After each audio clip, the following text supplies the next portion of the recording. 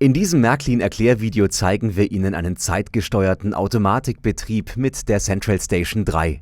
Sie brauchen dazu nur ein oder mehrere Signale, vielleicht ein paar Weichen, aber keine Rückmelder oder Schalt- und Kontaktgleise.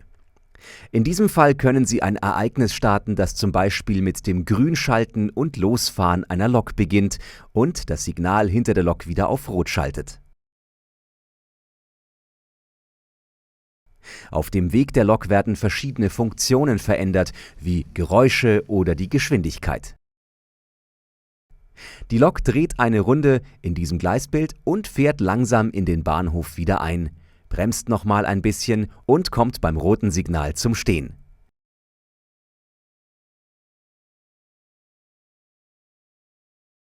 Danach schaltet einen Moment später das zweite Signal auf Grün und das gleiche Spiel beginnt von neuem mit einer anderen Lok. Auch hier fährt die Lokomotive langsam los. Das Signal geht wieder hinter der Lok auf Rot. Die Lokomotive wird etwas schneller. Sie dreht mit einer Soundfunktion ihre Runde und fährt langsam wieder in den Bahnhof zurück. Bremst schön ab und hält letztendlich vor dem roten Signal. Eigentlich würde die Lok gerne noch langsam weiterfahren, aber das rote Signal und der stromlose Abschnitt haben das verhindert. Und das bauen wir jetzt mal gemeinsam nach. Das ist das Gleisbild in diesem Beispiel. Ein Oval mit 2 Weichen und 2 Signalen, also ein zweigleisiger Bahnhof. Dort können 2 Lokomotiven ihre Runden drehen. Entweder abwechselnd, mal die eine, dann die andere, oder ein paar Mal nur eine und dann einmal die andere. Das können Sie programmieren, wie Sie wollen, um möglichst viel Abwechslung auf kleinstem Raum zu haben. Zur Vorbereitung bauen Sie das Oval auf, 2 Weichen und 2 Signale. Die Signale müssen Sie digital schalten können und den Strom im Signalabschnitt abschalten können. Wie Sie ein Signal aufbauen, können Sie in einem anderen Märklin-Erklärvideo sehen. In diesem Beispiel haben wir auch noch die Weichen digital geschaltet. Auch das zeigen wir Ihnen in einem anderen Erklärvideo.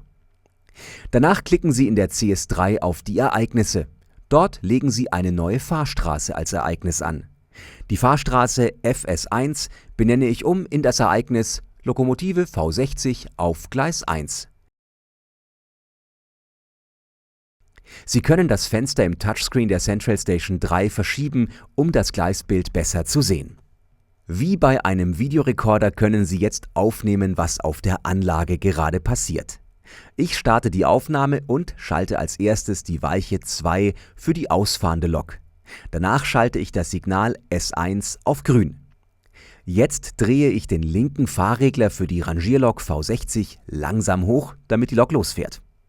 Sobald die Lok hinter dem Signal ist, schalte ich das Signal S1 wieder auf Rot.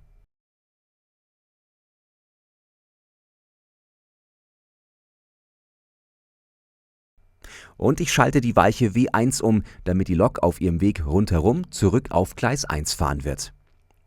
Danach gebe ich mit der Lok ein bisschen Gas und fahre etwas schneller. Jetzt könnte ich auch verschiedene Soundfunktionen schalten, während die Lok ihre Runde dreht. Am Ende der Runde fahre ich wieder etwas langsamer und die Lok fährt korrekt über die gestellte Weiche. Das alles zeichnet die Central Station gerade als Ereignis auf. Also bremse ich im Bahnhof nochmal schön ab und lasse die Lok ganz langsam auf das Signal zufahren. Das Gleis vor dem Signal ist als stromloser Abschnitt isoliert. Wenn das Signal rot ist, läuft hier kein Strom und die Lok kann gar nicht weiterfahren, egal was ich gerade über die CS3 mache. Sie tut einfach nichts. Und genau das wollen wir hier. Also lasse ich die Aufnahme noch etwas laufen. Die CS3 denkt, die Lok würde noch weiterfahren. Danach bremse ich auf 0 und beende die Aufnahme. Jetzt kann ich alle einzelnen Programmabläufe nochmal überprüfen und ändern. Ja, und das schaue ich mir jetzt mal genau an. Ich schaue mir die Schaltung der rechten Weiche W2 an und das passt. Danach schaue ich mir die Schaltung von Signal S1 an und sehe eine Verzögerung von über 15 Sekunden. Das ist mir in diesem Beispiel zu lang. Ich will, dass die Lok sofort losfährt und nicht 15 Sekunden im Bahnhof wartet. Also ändere ich die Verzögerung auf 0 Sekunden. Das ist aber pure Geschmackssache. Wenn Sie möchten, können Sie die Lok auch noch ein bisschen im Bahnhof warten lassen. Der nächste Schritt startet also sofort Und das ist das Losfahren in einer Geschwindigkeit von 10 km/h. Nach 10 Sekunden Fahrt möchte ich, dass das Signal hinter der Lok auf Rot geschaltet wird. Das ist der Fall. Nach dem roten Signal soll ohne Verzögerung die linke Weiche W1 auf das Gleis 1 geschaltet sein. Danach editiere ich die Weiche. Hier steht jetzt als Verzögerung, wie lange die Lok noch in derselben Fahrstufe fahren soll. Das war mir mit den 27 Sekunden zu lange in der Aufnahme. Also sage ich, jetzt wäre es Zeit, schneller zu fahren. Auch diesen Wert der Verzögerung kann ich hier noch ändern. Bedeutet, der Schritt startet nach 0 Sekunden Verzögerung. Jetzt geht es, nachdem das Signal und die Weichen gestellt sind, also nach etwa 10 Sekunden im Tempo 20 weiter. Und das ändere ich auch noch auf eine runde Zahl, für 25 Sekunden. Bestätigen mit OK. Danach soll die Lok wieder langsamer fahren. Also eigentlich viel zu lange, so lang ist der Kreis gar nicht. Aber ich möchte, dass die Lok langsam vor dem Signal im stromlosen Abschnitt zum Halten kommt. Deshalb gebe ich hier mehr Zeit ein, als die Lok brauchen wird. Im stromlosen Abschnitt wird die Lok nicht weiterfahren und damit ist das Ereignis immer synchron und durch das Signal gesichert. Das Schalten auf 0 ist dann der letzte Schritt, damit die Lok erstmal stehen bleibt, wenn das Signal irgendwann mal wieder auf grün geht. So, das ist alles eingestellt, dann gibt's die Probefahrt im Automatikmodus. Jetzt müssen Sie bei der Fahrstraße in den Ereignissen nur noch auf Play drücken und es geht los. Hier fährt die Lok los. Das Signal schaltet auf Rot. Die Lok wird schneller, dreht ihre Runde.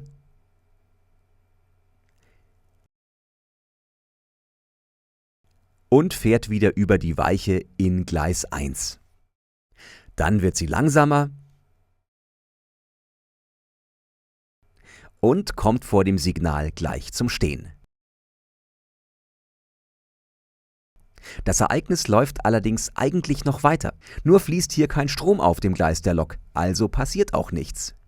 Erst jetzt ist das Ereignis zu Ende.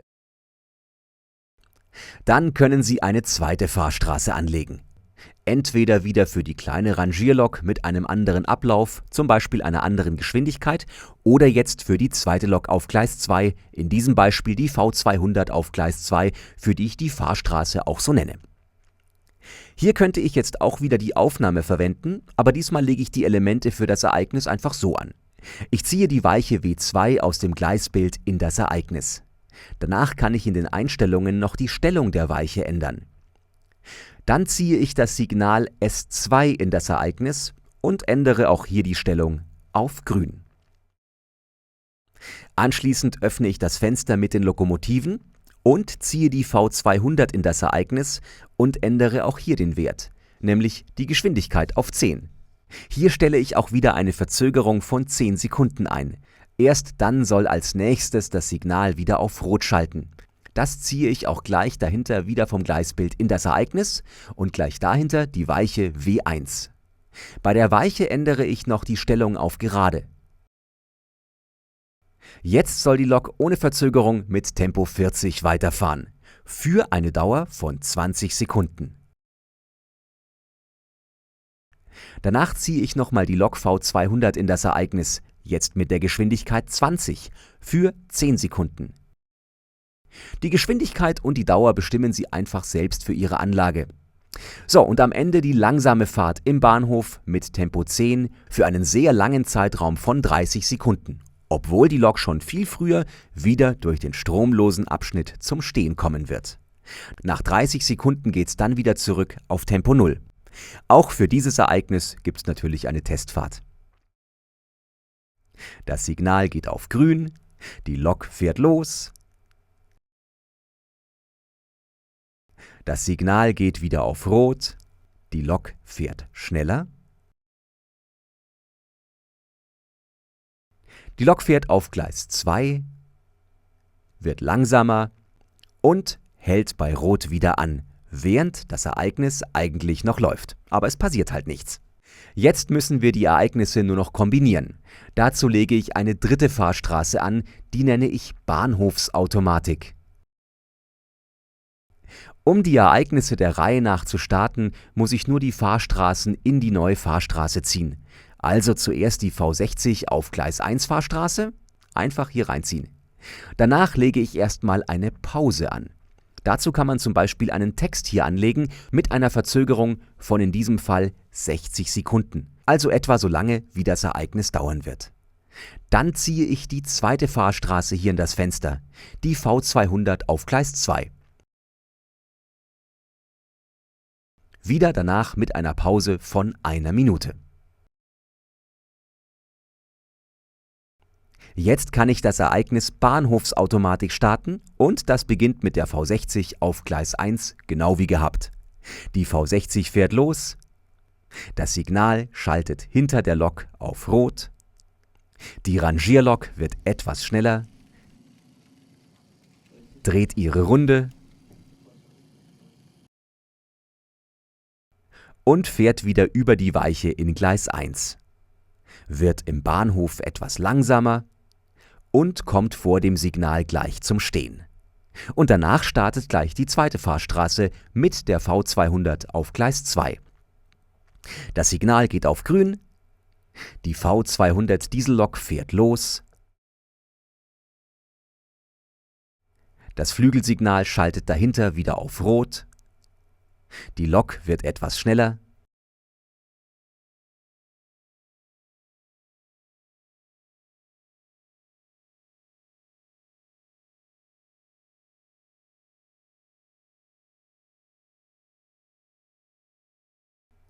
fährt wieder auf Gleis 2, wird wieder langsamer